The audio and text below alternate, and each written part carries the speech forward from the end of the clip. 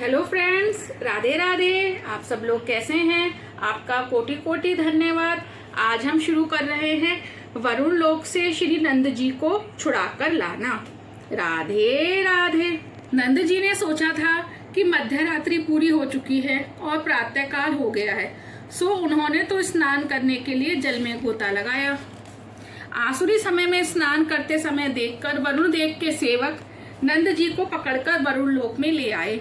वहां से उन्हें श्री कृष्ण छुड़ा लाए। अब इस कथा का रहस्य भी देखें। रासलीला से पहले आई है यह वरुण देव की पराजय की कथा। वरुण देव जीव के स्वामी हैं और उनके सेवक दूत हैं षड्रस। जब तक रसना पर काबू नहीं हो पाएगा तब तक रासलीला में प्रवेश नहीं मिल पाता। विषयों को रास रस नहीं मिलता। नंद है जीव। जीव जब चित्त नदी में स्नान करने के लिए गोता लगाता है तब वरुण सेवक षड्रस उसे सताने को उपस्थित हो जाते हैं।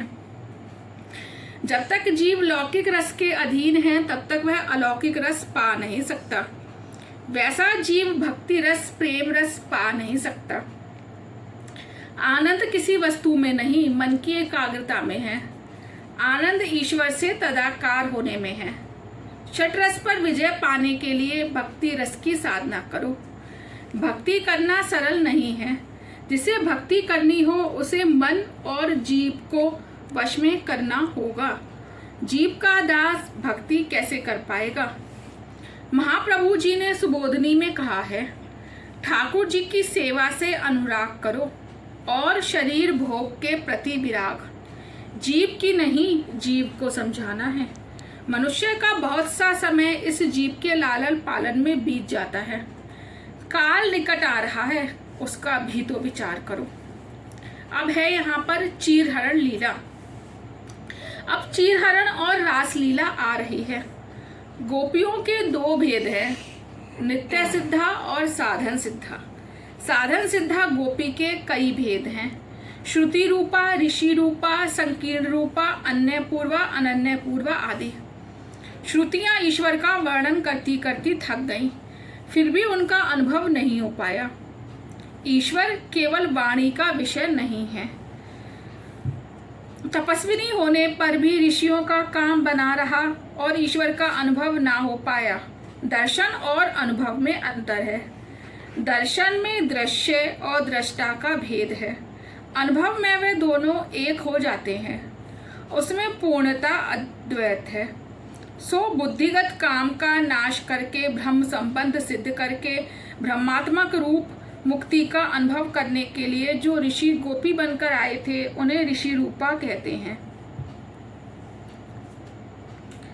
संकीर्ण मंडल में प्रभु के मनोहर रूप को देखकर मन में काम भाव जागृत होने से जिन स्त्रियों ने गोपी का रूप लिया वह काम रूपा है। उदाहरण शूर्पणखा। विवाह के बाद संसार सुखों का उपभोग करते हुए अरुचि होने और प्रभु के प्रति प्रेम भाव हो जाने पर जिन पुरुषों या स्त्रियों ने गोपी का रूप लिया उन्हें अनन्य पूर्वा कहा जाता है।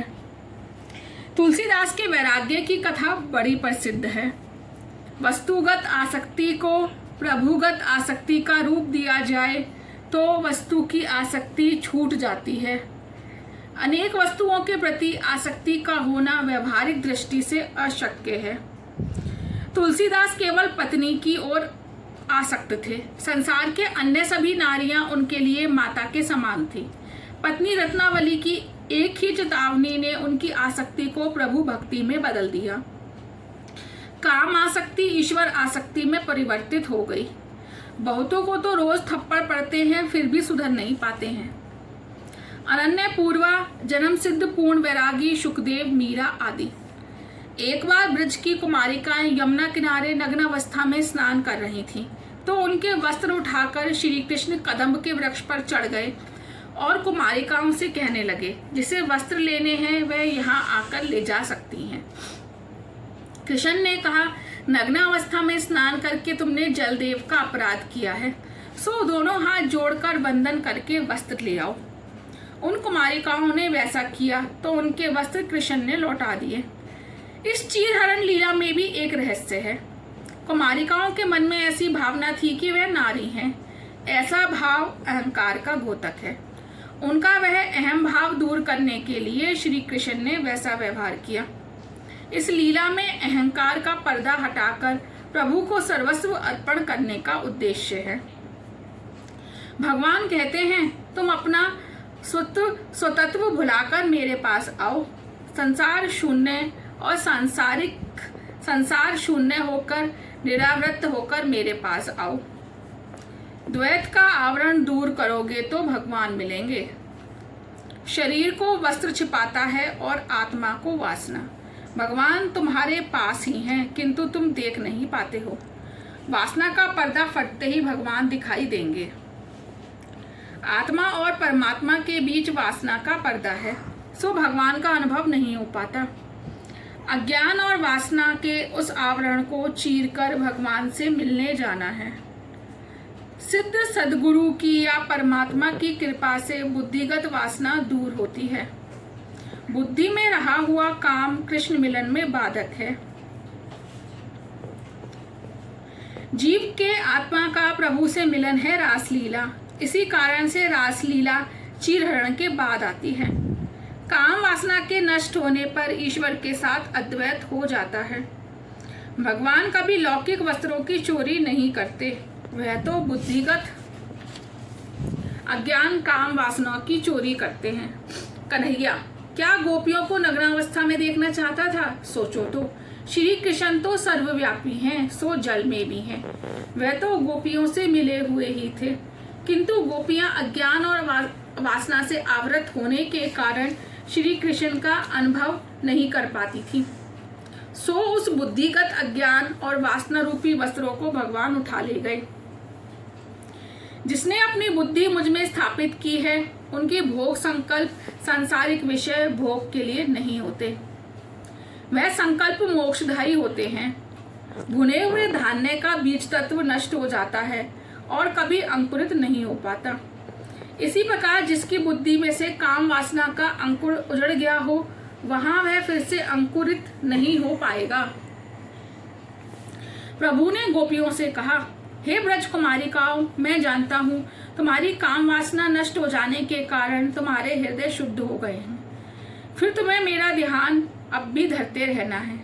ऐसा करने से तुम्हारे मन में समाया हुआ सूक्ष्म मल नष्ट होगा और मुझसे मिलन होगा। शरद ऋतु की रात्रियों में मेरे साथ तुम रमण कर पाओगी। शरद ऋतु की रात्रि निर्मल होती है। तुम भी हर तरह से शुद्ध, निर्मल, शुभ्र हो पाओगी तो ईश्वर के साथ क्रीड़ा कर पाओगी। जीव ईश्वर से मिल सकेगा, तभी रासलीला होगी। जीव ईश्वर के मिलन के लिए पहले तो पूतना वासना का नाश किया जाए। अविद्या नष्ट होने से जीवन की गाड़ी राह पर आने लगती है और शक्तासुर का नाश होता है। जीवन सही रास्ते पर चलने लगा तो तृणावृत रजोगुण नष्ट हो गया और सत्वगुण बढ़ने लगा। रजोगुण मिट चुका तो कन्हैया ने माखन मन की चोरी की और जीवन सात्विक बना। जीवन सात्विक होने पर आसक्ति की मटकी फूट जाती है। दही की मटकी, सांसारिक आसक्ति की मटकी कन्हैया ने फोड़ दी।